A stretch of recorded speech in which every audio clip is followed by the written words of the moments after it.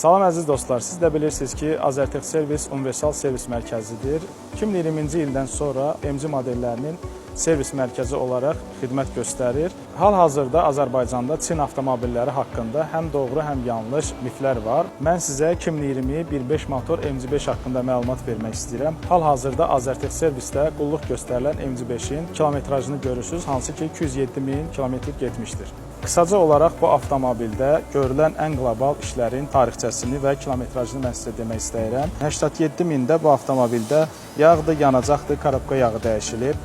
95.000-də məsəl üçün yağdır, əyləc dəyişilib. 135.000-də bu avtomobildə ön sol amortisator dəyişib, sürücünün yaratdığı qəza nəticəsində bu amortisator dəyişib.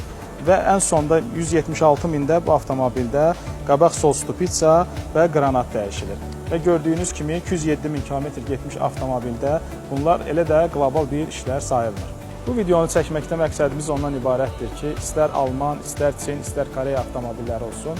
Əgər bir avtomobilə bir mərkəzdə qulluq göstərilirsə, həmin avtomobilin istismar müddəti də uzanır və sahibinə heç də çox ziyan dəymir. Siz də öz avtomobilinizi Azertech Servisə etibar edib ömrünü uzada bilərsiniz.